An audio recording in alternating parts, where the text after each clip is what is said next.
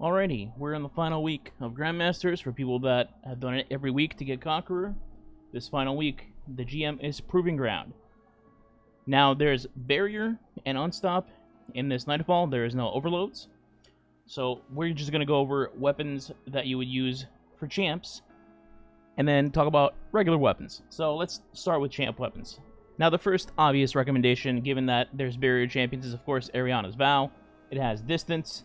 And, well, to be completely honest, your only other option is auto rifle. And while autos aren't the worst thing in the world for anti-barrier, obviously Ariana's pops their shields much quicker. So I feel like it's a staple for this Nightfall for at least one person to be running Ariana's just for the quick barrier stun. Now, given that you don't have Ariana's, or maybe someone else is already running on your team and you're running a different weapon like Anarchy or Aggers, you can run an auto rifle. And there's a couple of suggestions for you since there's all three shields in this Nightfall, since it's RNG in the tank room and you could have all three. So first, we'll go with Void. You have Gnawing Hunger, and then you could also use Age-Old Bond, which is from Last Wish, and then Reckless Oracle, which is from Garden of Salvation.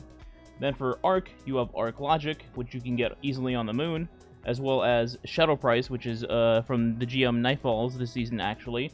So if you have one of those, be sure to use it, especially if you have a Oracle Disruption Break on your Shadow Price. And then for Solar, you have Summoner, and if you don't have that, you can get Arctic Haze, which is from Europa from Varix, so that's also easily accessible. And that's basically the recommendations for autos.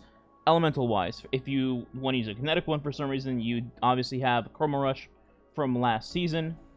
I feel like that's probably your best choice, but there's also 7 Seraph Carbine, Forward Path, False Promises, but I feel like Chroma Rush is probably your best bet, in my opinion. Now, while it's not directly related to champion stunning, I do want to mention Aggers Scepter for 2 reasons. One, it single-handedly kills barrier champions without any help from anyone else because of its Catalyst perk. Basically, you just freeze them until they die and they can never barrier shield up. And 2, because of its crowd control capabilities. You kill one target and everything around it freezes. That's kind of helpful when you're smushed into a small tank room with a million adds and 2 giant tanks trying to bear down on you. So, I'm going to test this out personally, but I feel like it'll hold up pretty well in most cases, especially for teams that may be struggling in crowd control. Now, in terms of supers, I'm going to hit you with a curveball once again here. First up, we have a Stormcaller.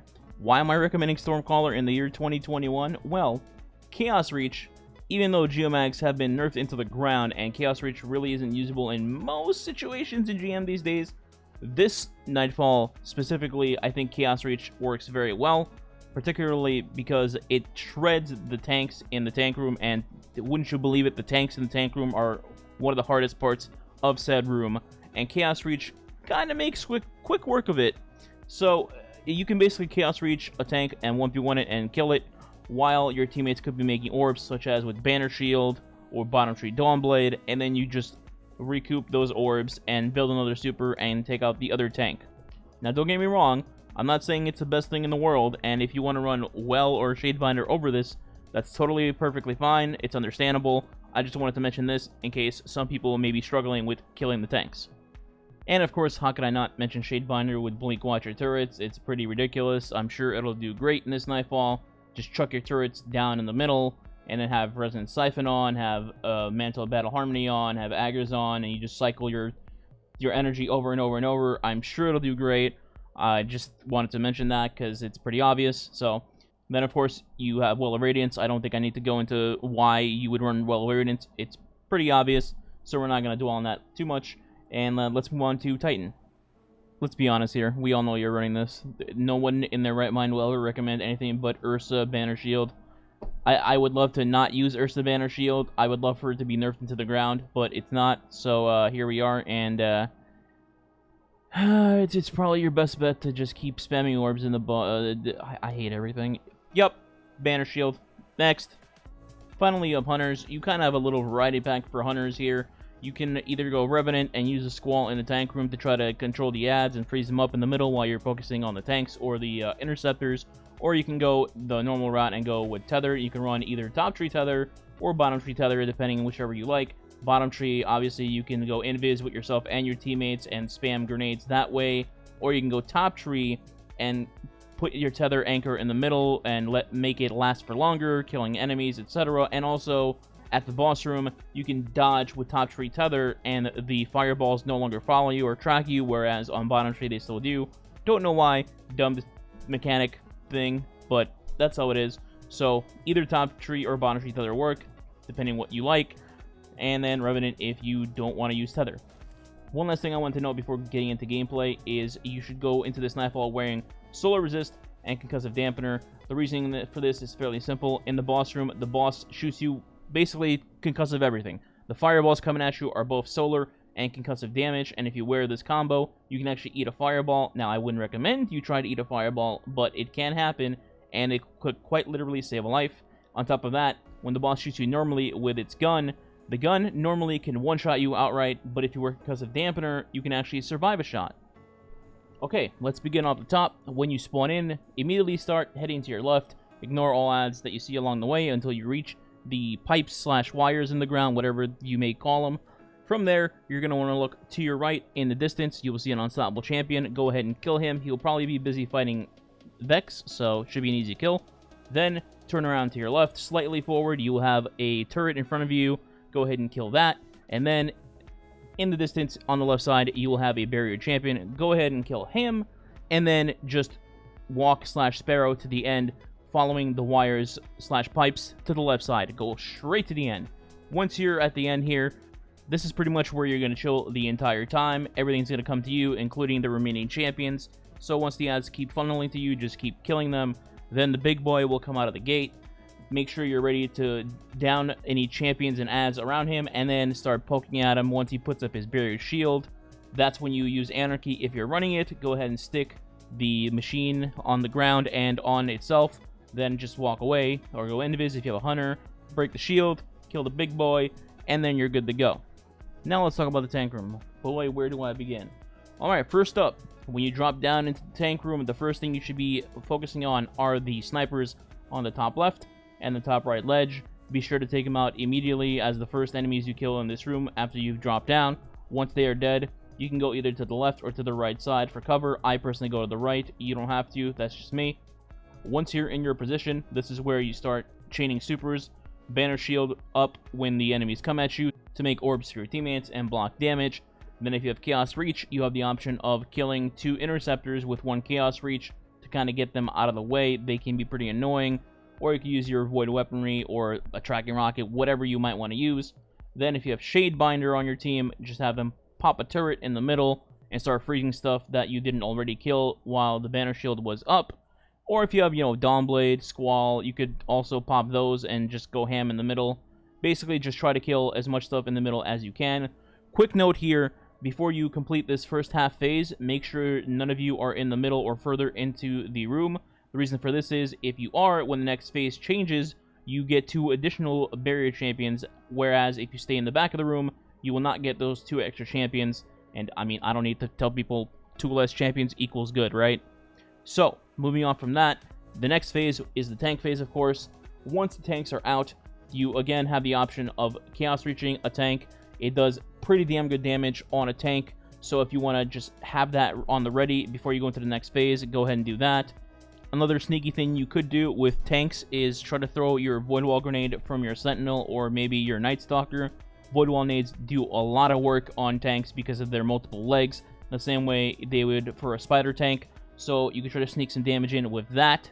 Other than that, the process remains the same. You're going to need to kill the snipers on the left and the right ledges, kill any beasts that come at you, and then outside of that, it's the same thing, funneling ads into the middle, banner shield, use super, use turret, use squall, whatever you may have. The process is basically the same once you've eliminated the tank and the interceptors from the equation, which, again, you would do with either Chaos Reach or Void-related shenanigans.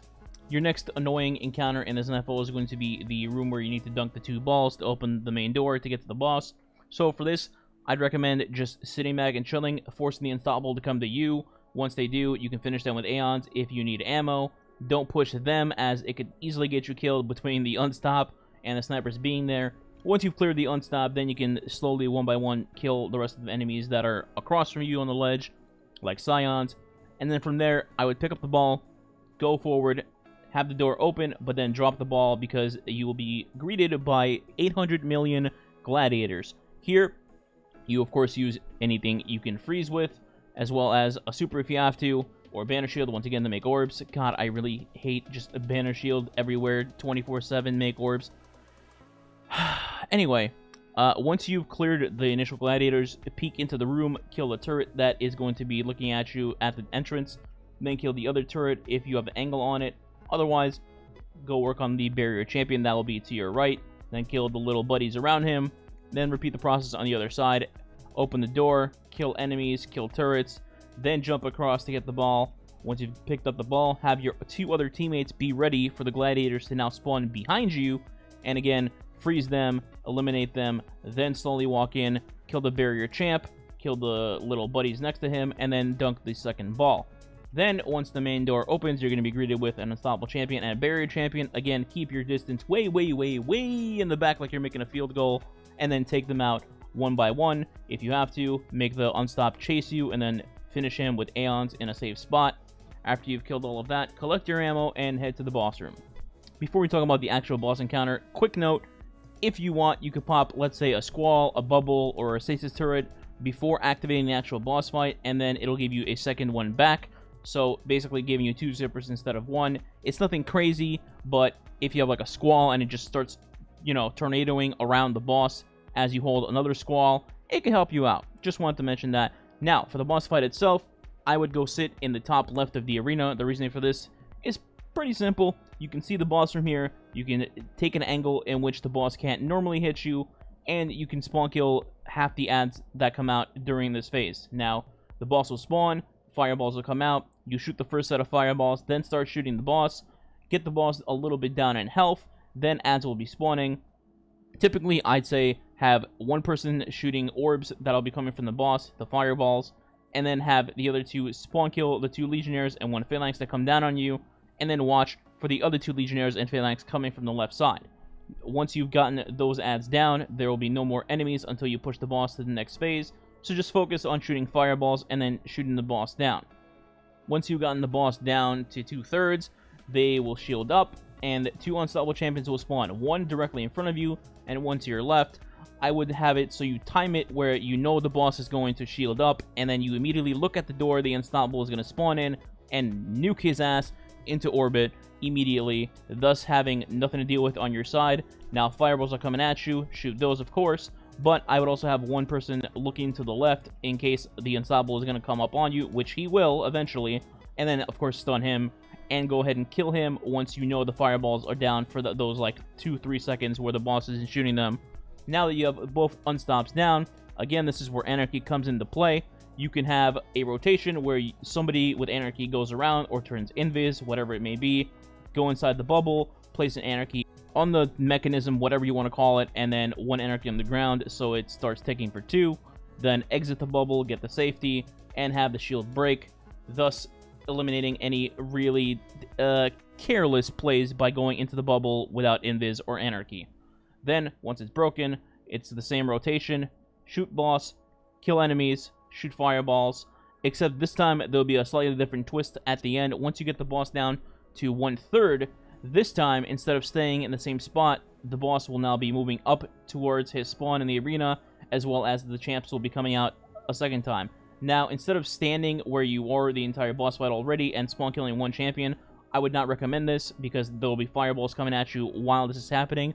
For this reason, I would say go back to the front of the room where the entrance is as soon as the boss locks up and starts heading to its spawn. This way, you'll be at the beginning of the room, the fireballs can no longer hit you from where the boss is, and the unstoppables will chase you down there, and you can kill them freely and safely, and finish them if you need to for ammo. Now, at this point, it's worth noting that you can quite literally just wait out the boss fireballs in this section. You can actually wait them out in any of these sections, and the boss will just stop shooting fireballs eventually. I believe it's like 13 or 15 rotations of fireballs. After that, the boss will stop shooting them.